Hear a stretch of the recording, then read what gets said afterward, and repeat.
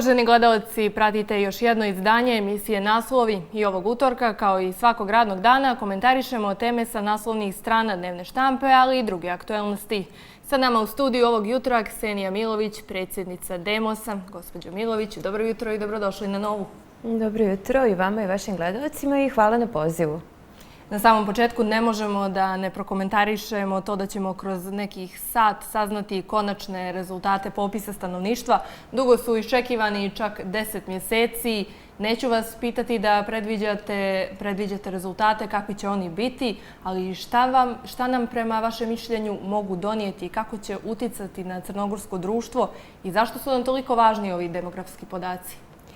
Pa, demografski podaci kao podaci su važni da bi se napravile adekvatne državne strategije, da bi se vidjelo kako mi stojimo po različitim pitanjima, a to je starosna dob stanovništva, razuđenost, jel' tako?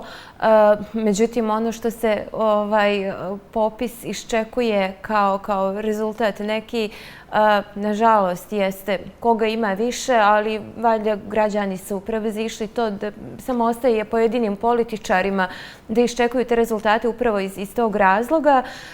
Znači, nije nikakvo takmičenje, niko neće proglasiti pobjednika, niko ništa neće dobiti, ali će vlada Crne Gore i lokalne samouprave dobit će ulazne veličine, znači impute kako da kreiraju strateške planove i na šta da posebno obrate pažnju. Kažete da ovi rezultati neće ništa donijeti, ali se političke partije možda nadaju određenim poenima i oni žedno iščekuju rezultate. Tako je, posebno na partije sa nacionalnim predznakom, ali mislim da Crna Gora, da su svi svjesni da je Crna Gora zauzela neki kurs i da bilo kakvo prebrojavanje dalje, koga ima više i ko je jači, da može samo da uspori taj put. Valjda su toga svi dobro svjesni, da Crna Gora ima svoje domaće zadatke na evropskom putu i domaće zadatke prema građanima. Mnogo je obećanja i vrijeme je da se dosta od njih realizuje. Prije nego pređemo na prelistavanje štampe, osvrnula bi se na još jednu temu koja je bila dosta aktuelna ovih dana, ali i nedjelja, a to je zloupotreba državne imovine, konkretno službenih automobila od strane javnih funkcionera.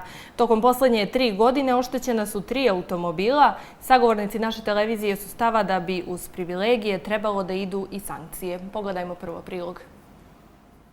Milan Lekić, predsjednik odbora direktora Rudnika uglja Pljevlja, Vasilije Čarapić, poslanik pokreta Evropa Sad, Aleksandar Sekulić, državni sekretar Ministarstva zdravlja, najsvježiji su primjeri zloupotrebe službenih automobila u privatne svrhe.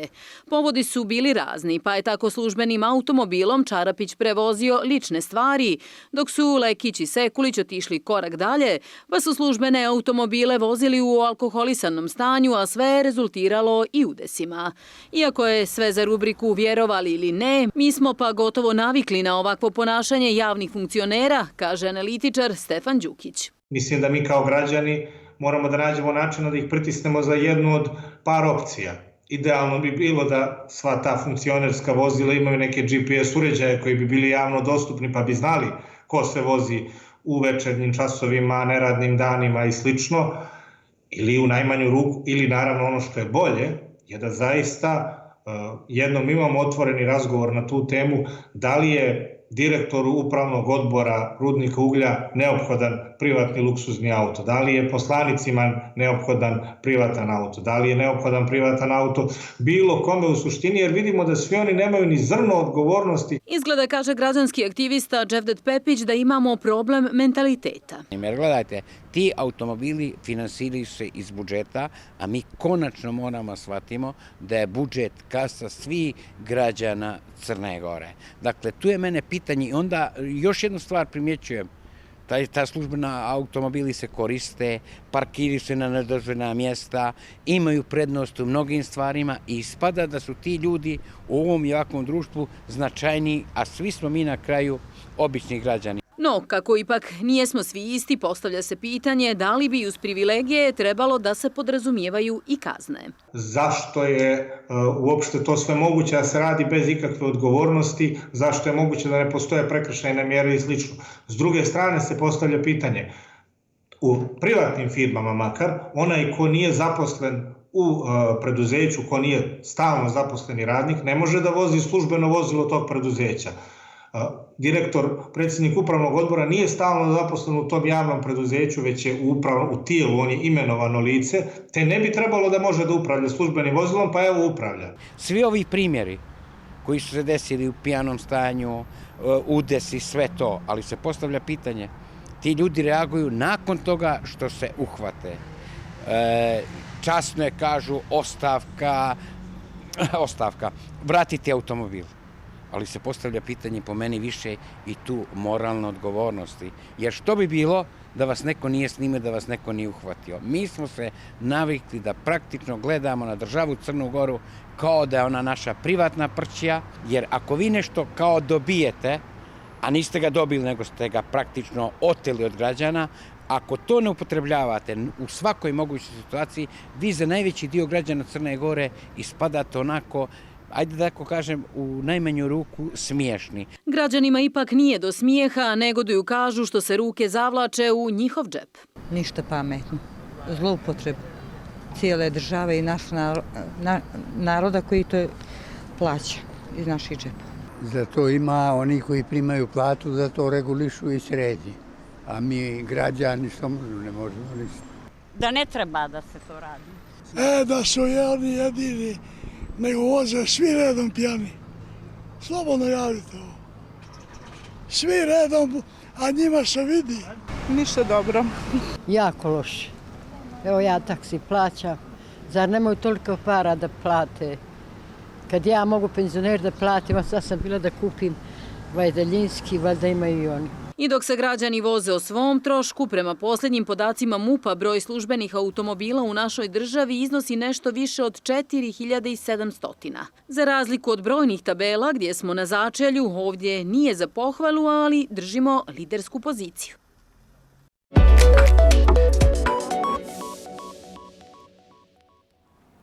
Ponovo smo u studiju. Dakle, čuli smo kako naši sagovornici komentarišu posljednje zloupotrebe službenih automobila. Nakon odluke Vasilija Čarapića da se izvini i vrati Skupštini automobil koji je koristio u privatne svrhe, odgovornost je preuzeo i Milan Lekić i podnio ostavku na mjesto predsjednika odbora direktora rudnika Uglja Pljevlja jer je vozeći službeni automobil pod dejstvom alkohola izazvao udes. Kako vi ocjenjujete njihove poteze ovako generalno?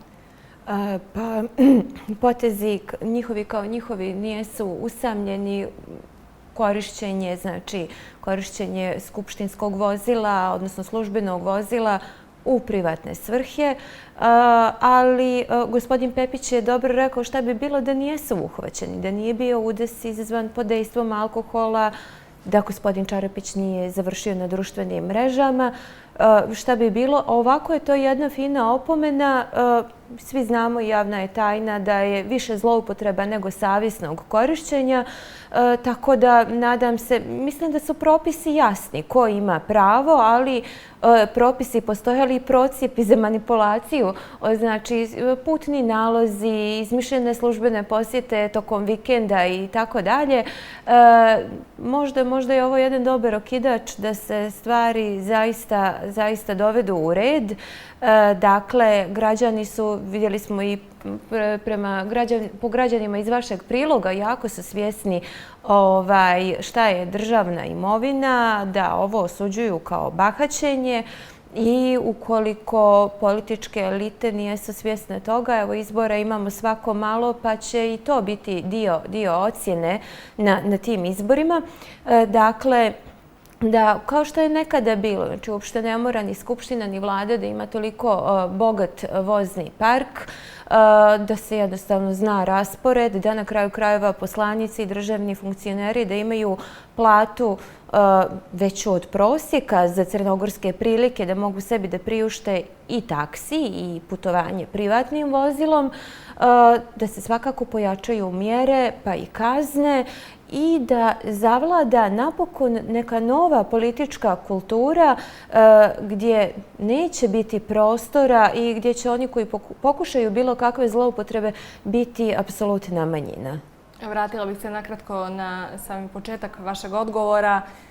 Upravo se taj osjećaj odgovornosti ka državnoj imovini javlja tek kada oni budu, da ne kažem, uhvaćeni, nego nakon što su to što su radili dospije u javnost. Znamo i da je prije par nedjelja Aleksandar Sekulić podnio ostavku na mjesto državnog sekretara u Ministarstvu zdravlja tek kada je partija to od njega tražila, a i ostavka Milana Lekića juče stigla je sa adrese Nove srpske demokratije.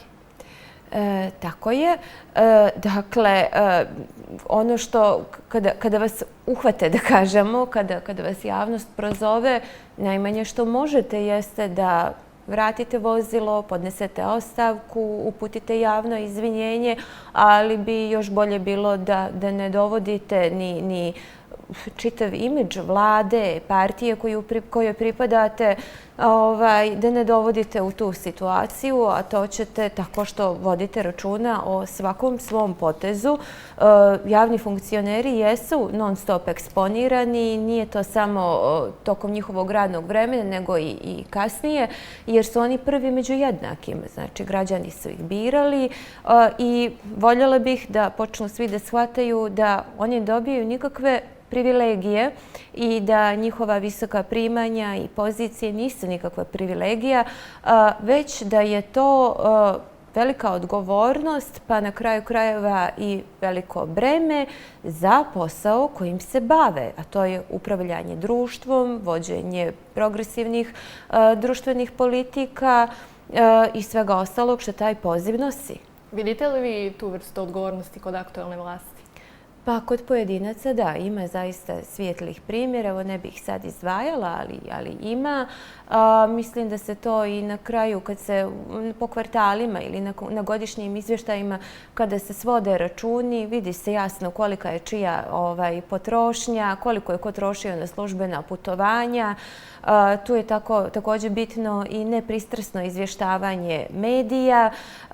Znači, zna se koje su obavezne posjete, pa možda i nešto da se ne šalju stalno delegacije, da ne budemo uvijek šampioni po brojnosti delegacija, već da se može i učešće obaviti i putem video linka, da postoji drugi način i participacije, tako da možda je ovaj vikend za nama i ove ostavke i vraćanja vozila možda su dovoljno jako kidač da se nešto zaista promijeni, jer propisi su jasni i propisi su da se poštuju. Ukoliko se ne poštuju, slijede kazne.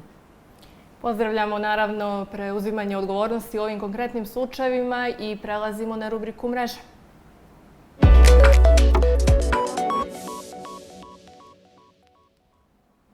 Kao što se moglo i očekivati, najsvježiji slučajevi zloupotrebe državne imovine izazvali su dosta pažnje na društvenim mrežama. Objava Vasilije Čarapića da Skupštini vraća službeni automobil podstakla je mnoge na platformi X da se našale na račun opozicije i funkcionera prethodnog režima, ukazujući da ovi slučajevi nijesu ništa novo, ali ni najteži slučajevi zloupotreba ili onog što je u nekom trenutku bilo okarakterisano kao zloupotreba funkcija.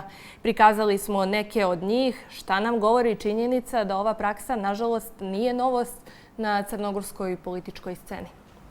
Pa nije novost i onako se, kao da se računa na to, znači to više nije ni službeni automobil, to nijesu ni duple dnevnice. Znači, bitno je obezbijediti sebi neke privilegije, učiniti za sebe, pa tek onda za društvo, odnosno za građane od kojih vaš rad zavisi. Tako da mi, na primjer, imamo recimo pohvalno kada izdvajamo određene funkcionere koji su se odrekli korišćenja službenog automobila. Ja pozdravljam taj čin u smislu što su tako vjerovatno htjeli da prenesu poruku ostalim kolegama sa kojima zajedno sarađuju i tako dalje, da nema, hajde da kažem, nekog bahaćenja, je li tako? Ono što zloupotreba je bilo, zloupotreba sada ima i nadam se da ih neće biti, da dolaze neke nove političke snage koje će voditi društvo na drugačiji način, da izađu iz onako jednog kalupa prosječnog državnog funkcionera Republike Crne Gore. Tako da, kažem vam, ja sam jasno čitala poslovnik iz Skupštine i to ko ima pravo na službeni automobil, kada, sve je to toliko jasno i da li je automobil korišćen 2 minuta ili 2 sata, nema potrebe za tim.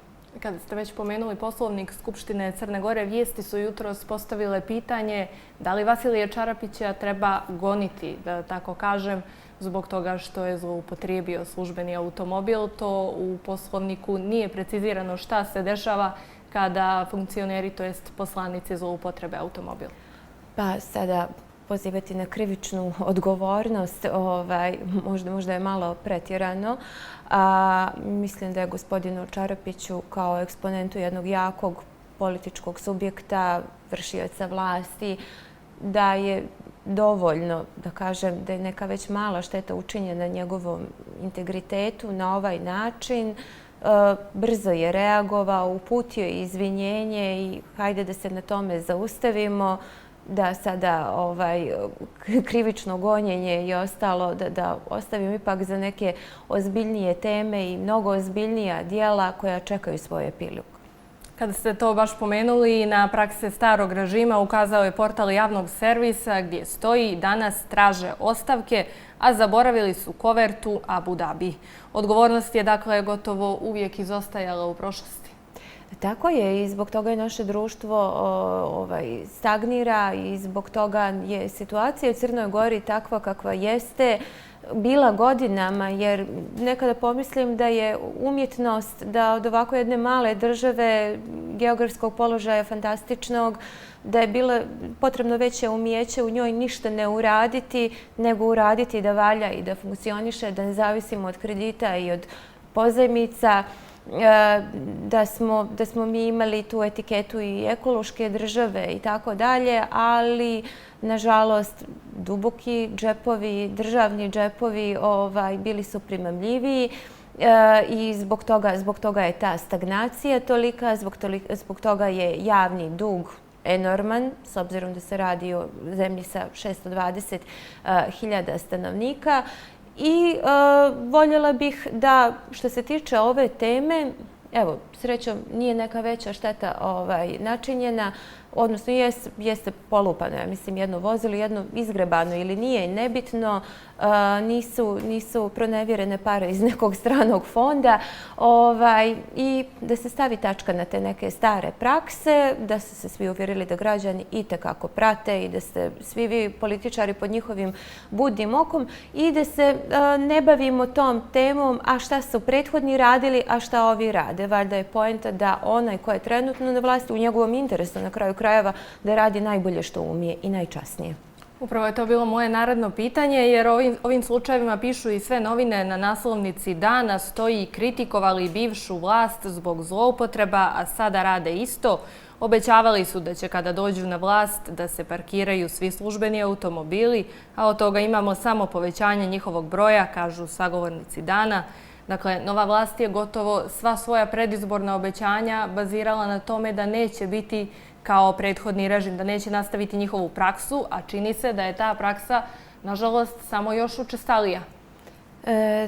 Pa, možda, ne znam da li je učestalija, ali da postoji više slobode govora, da mogu da se upute javne kritike, a voljela bih da prestanemo da se takmičimo po lošem, da ne bude šta ste vi radili, a mi sada samo to radimo. Dakle, pravi je moment i posljednji je sekund u stvari da se napravi istinski zaokret u načinu vođenja države.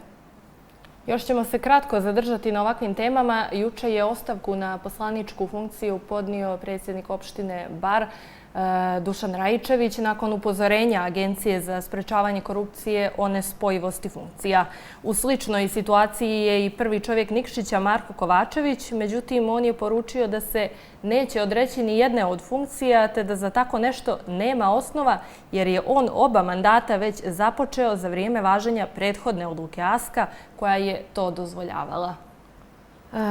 Ukoliko je zakon decidan i ukoliko su propisi jasni, ja se nadam da će gospodin Marko Kovačević postupiti prema njima, s obzirom da je on i predsjednik opštine iz grada iz kojeg dolazim, da neće, zbog sebe to je već njegova stvar, ali u svjetlu predstojećih lokalnih izbora da neće dozvoliti, jer sam i ja na neki način dio vlasti u Nikšiću, dozvoliti političkim oponentima da fokus stavljaju na to, jer ne može u javnosti dobro da zvuči da neko pokriva dvije odgovorne funkcije. Tako da nadam se da će postupiti prema propisima i prema važećim zakonima kako upravo ne bi bacio sjenku na sve ono što je urađeno u Nikšiću za vrijeme njegovog mandata, a u susret narednim lokalnim izborima. On je međutim već u nekoliko navrata rekao da se neće odreći jedne od funkcija. Je li moguće da on upravo i želi da zadrži obje funkcije imajući u vidu predstojeće lokalne izbore u Nikšiću? Moguće, ali to je već pitanje za njega, ali svakako nadam se da se neće neka dublja pravna problematika pokretati. Znači, ukoliko radi u skladu sa propisima, ukoliko ima, u stvari, Marko je, mislim, i pravnik i sigurno ima i svoje savjetnike, da je dovoljno informisan i da nećemo zalaziti u dublji problem. Mislite li da je ova situacija, kako tvrdi upravo i Kovačević, posljedica lošeg rada Agencije za sprečavanje korupcije? Pa ne znam, zaista, jer je novi savjet ASKA, izmjene su tek nastupile, u stvari stale, počele se svojim radom, da kažem tek odmiču vremenski od prethodne direktorice, od potencijalnih malverzacija, od pokrenutih procedura sudskih. Tako da ja ih ne bih sada kritikovala, jer mislim da ovaj saziv tek ima par mjeseci, mislim da traje, tako da evo vidit ćemo. Preći ćemo i na ostale naslove iz dnevne štampe, konkretno one koji se tiču politike i izbora. Vijesti pišu da mnoge opštine nemaju planove zbog kojih su raspisani izbori u Beranama, vlada selektivna, samo Berane nadrljalo. Je li ovo ad hoc funkcionisanje od opštine do opštine problematično? Da li bi odbor za izbornu reformu trebalo da se pozabavi ovim pitanjem? Apsolutno, i ne samo odbor da je sreća da je završio svoj posao višegodišnji. Znači, on je počeo je se, da kažem, nekim ozbiljnim radom 2016. Znači, to je već koja godina. Ovo je treći mandat da taj odbor radi ka nekoj izbornoj, sveobuhvatnoj reformi. Međutim, mi smo daleko od nekih konkretnih odrednica. Uvijek se priča o tim izborima u istom danu, koliko bi tu i građani bili rasterećeni, pa i političari, a na kraju krajeva i državni budžet, jer se izdvajaju velika sredstva za izbore. Šavnik je bio pokazna vježba šta sve ne funkcioniše, nažalost, zbog građana Šavnika, jer oni nemaju servise koji mogu da rade za njih, tako da najbolje je pitati njih kako je njima u ovom višegodišnjem procijepu. Što se tiče Berana, znači tu je bilo konkretno nepoštovanje koalicijenog sporazuma, rotacija nakon 2 godine. Ono što mi vidimo u Crnoj Gori da je rijetko kada između vladajuće koalicije rotacije nakon 2 godine da je nastavljeno sa radom u punom kapacitetu, nego da je dolazilo do različitih obstrukcija. Znači, imamo Budvu, kada su bile gospodin Krapović i gospodin Carević, tada je bila rotacija nakon 2 godine, pa onda je bila politička kriza u Budvi, koja nažalost i dan danas traje. Dakle, možda ne znam da li je to bilo, da li se misli da je drugačije prema svim drugim opštinama, ali ako će neki potez dovesti do toga da vlast profunkcioniše i da se dobije stabilnija vlast, onda zašto da se ne ide na izbore? Prijeti li prema vašem mišljenju praksa Šavnika i Budve i ostalim opštinama, konkretno ovim koje smo pomenuli? Nadam se da ne, ali to je malo, moram napomenuti, nakon smjene višedecenijsko iste vlasti i ova neka pregrupisavanja su valjda nešto što je prirodno. Mislim da su to i mnoge republike u okruženju davno odbolovale, da je to bilo ono što nas sleduje i nadam se da vodi ka tome da više ni jedna partija pojedinačno ili sa manjim koalicijnim partnerima neće imati apsolutnu vlast, jer mislim da prosperitet i boljitak da leže u različitosti, u dogovorima i u smjenjivosti vlasti. Vi ste, odgovarajući na prethodno pitanje, pomenuli i nedostatak, to jest nepostojanje izborne reforme, nerad odbora za izbornu reformu. Ko je kriv za to? Eto, imamo novu vlast, da kažem, smjenu prethodnog režima već 4 godine. Pa nema ko je kriv, jednostavno delegirani predstavnici i svi politički subjekti, bilo vlasti, bilo opozicije, bi trebalo da se više angažuju kako bismo dobili makar neki nacrt, kako bismo imali javne rasprave i tako dalje i kako bi se to usvojilo. Da ne bude svaki put uoči nekih izbora, da imamo izbore u jednom danu, da se troše ogromna sredstva. Znači, sve to može sređen izborni zakon o izborima da donese. Tako da mislim da je to u interesima svima i da sad ono što su neki nekada izbjegavali izbore u jednom danu jeste manji manevarski prostor od strane korišćenja resursa državnih, sa pozicije vlade, predizbornih obećanja, kroz kapitalne projekte i tako dalje. Nadam se da ovi aktuelni ne računaju na to, jer su to sve već viđene priče. Tako da mislim da bi to riješilo i da ova godina i prva polovina narodne imat ćemo i tekako lokalnih izbora. Pa nadam se da je to posljednji ciklus koji se odvija po starom. I mi se definitivno nadamo, ali da se pozabavimo malo izborima u Podgorici, to je njihovim epilogom. Pregovori o formiranju vlasti još nijesu zvanično krenuli, ali smo mogli čuti skoro sa svih adresa ko je kome prihvatljiv partner za koaliranje. Kako će se, prema vašem mišljenju, ova saga završiti? Pa svi iščekuju zvanično proglašavanje rezultata i da se odrede prema onim podnesenim žalbama izbornoj komisiji.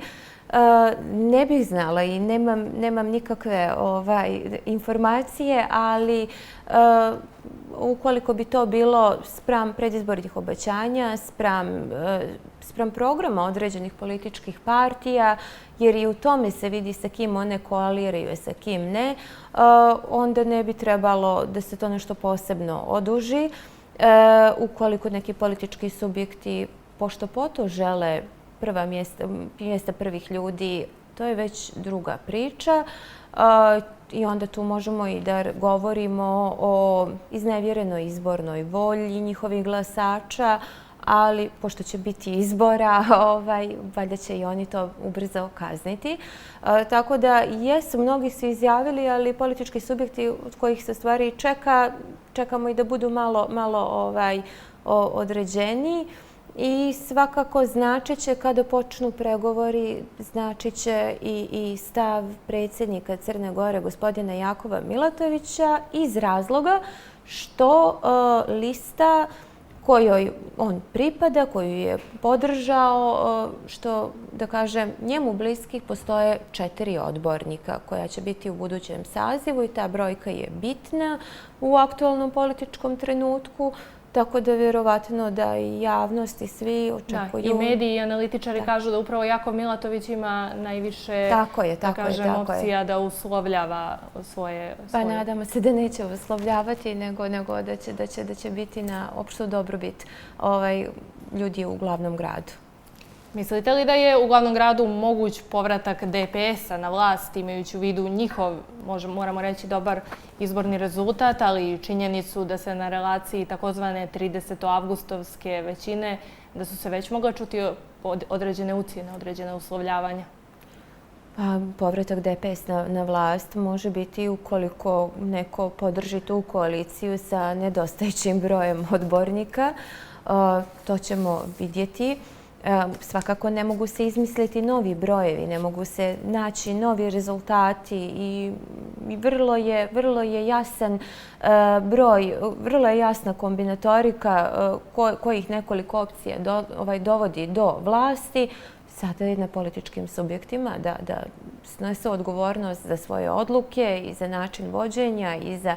Znači, tek borba nastaje tada kada oni sjedu u te funkcije i kada ih rasporede, jer da vidimo kako će riješiti probleme o kojima mnogi pričaju u glavnom gradu koji su se nagomilali. Neko govori u ove 4 godine, neko u prethodnih ne znam koliko, znači problema ne fali. Ali ono što je definitivno pratilo izborni proces jeste niska izlaznost. Ovo sam pitala sve sagovornike u ovom studiju. Šta vi mislite da je zapravo bila poruka građana političkim opcijama? Pa, apstinenti su veliko biračko tijelo, što se tiče konkretno glavnog grada. Mislim da je jasna poruka da nisu dovoljno zadovoljni postignutim rezultatima ili nisu dovoljno zadovoljni načinom vođenja politike svih prijavljenih kandidata, odnosno lista za ove protekle izbore. Mislim da nema šta drugo da bude to da su građani umorni, niko ne može biti toliko umoran da pođe do birališta, nego jednostavno da smatra da je njegov glas, da nikome ne da glas tog dana. Ali ako do dogovora ne dođe i u Podgorici se obistini takozvani budvanski scenario, građani će ipak možda morati ponovo do birališta, a možda i ne, možda odluče da kazne. Možda odluče da kazne, a možda i politički subjekti odluče da zaista naprave neke promjene, ne kao kratkoročnu animaciju biračima, već da zaista suštinski nešto promijene, da stave fokus. Znači, podgorički izbori su prije svega lokalni izbori. Nije to nikakav mini referendum, nije to nikakva odbrana vlasti na državnom nivou. Znači, lokalni izbori koji se drže lokalnih tema i valjda bi tako trebalo i svi da se ponašaju. Također radi se o gradu koji sam od sebe ima ogromnu stopu razvoja, nebitno kogod ga vodio, jednostavno cijela Crna Gora je koncentrisana ovdje i da oni koji se kane učestvovati na nekim narednim izborima ili sada vršiti vlast, da budu jako svjesni toga. Još jedna važna tema, ali kako piše Pobjeda, mnogo je oprečnih informacija o slučaju trovanja olovom zaposlenih u preduzeću Porto Padrija.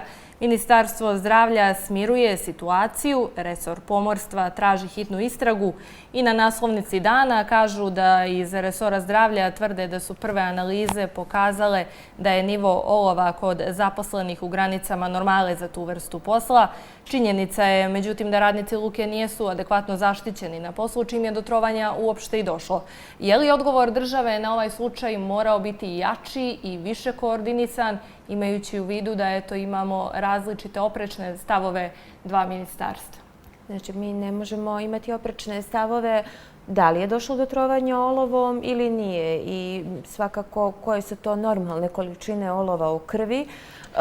Dakle, to zaista ostaviti po strani i ljudima, znači zaposlenima u luci, dati adekvatno medicinsko liječenje, jer vidjela sam informaciju da toksikološkinja, ne mogu se sjetiti imena ljekarke, da je sistematizacija takva da ona ne može pružiti medicinsku pomoć ovim zaposlenima, tako da obezbijediti im liječenje prije svega i makar ukloniti paniku kod njih i kod njihovih porodica, a onda da vidimo koraci, čija je odgovornost bila i gdje su propusti, zašto nije bilo adekvatne opreme, od kada nema adekvatne opreme, da li su zaposleni bili upoznati da oprema koju su koristili da nije dovoljnu zaštitu pružala i tako dalje, o kolikom riziku su oni bili izlagani, da tu su poslodavac, da li im je obezbeđivao adekvatne i redovne ljekarske preglede, kontrole s obzirom na opasnost posla kojim se bave. Znači, sada je kasno za bilo kakvo tješenje, nego da se pokaže odgovornost i briga za svoje građane. Za kraj ne možemo da ne pomenemo sve veći broj slučajeva vršnjačkog i nasilja u porodici. Poslednji od njih o kom piše Pobjeda je da je grupa dječaka juče na Zabjelu napala učenika osnovne škole Oktojih. Roditelji su najavili krivičnu prijavu.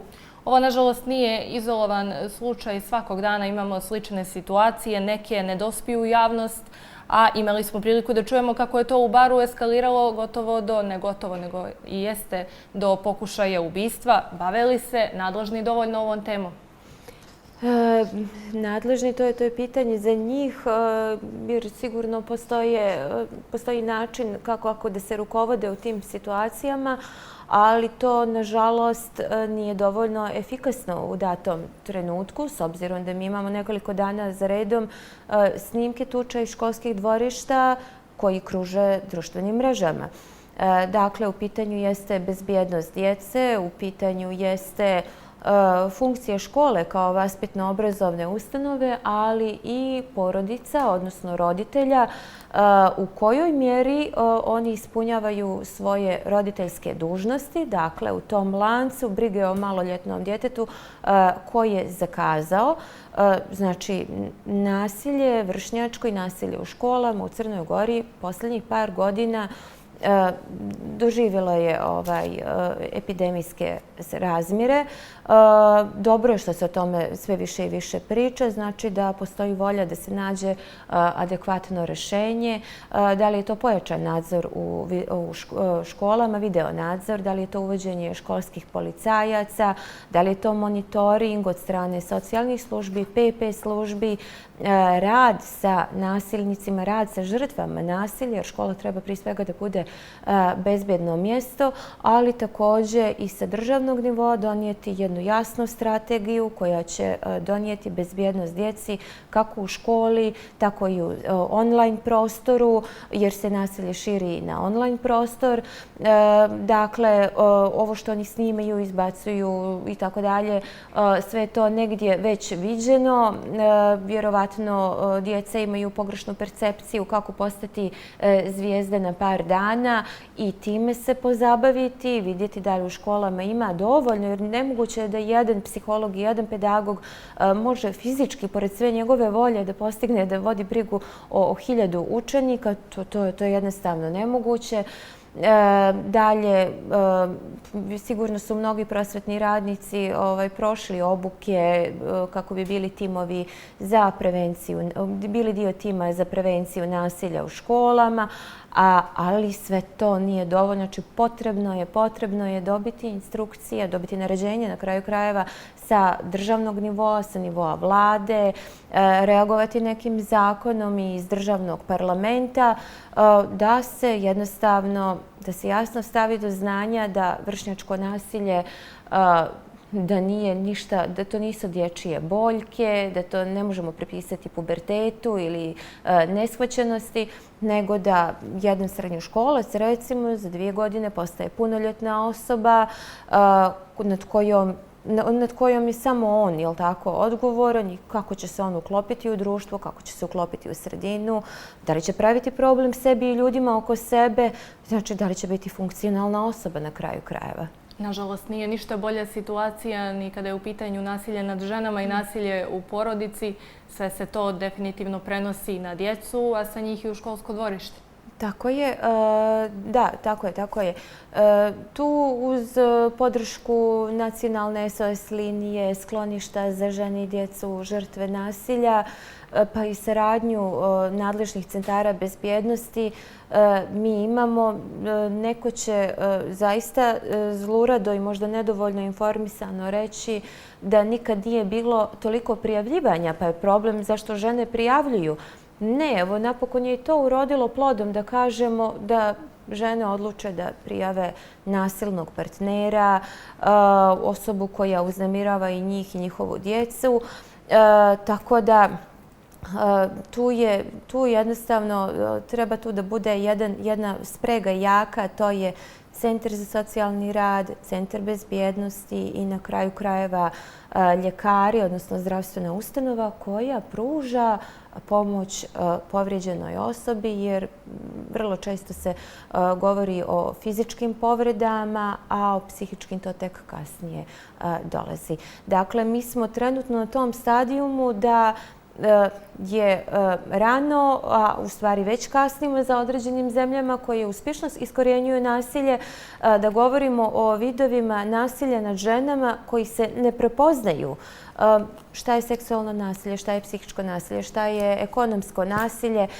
Znači, o tome treba da vodimo računa, a ovamo još uvijek imamo neslavnu statistiku. Gospođo Milović, hvala vam puno što ste izdvojili vrijeme za nas ovog jutra. Toliko u ovom izdanju naslova. Mi se sa novim temama vidimo ponovo sjutra u isto vrijeme. Od 11 sati uživo na Novoj pratite preskonferenciju Monstata na kojoj će biti predstavljeni rezultati popisa. Hvala na pažnji.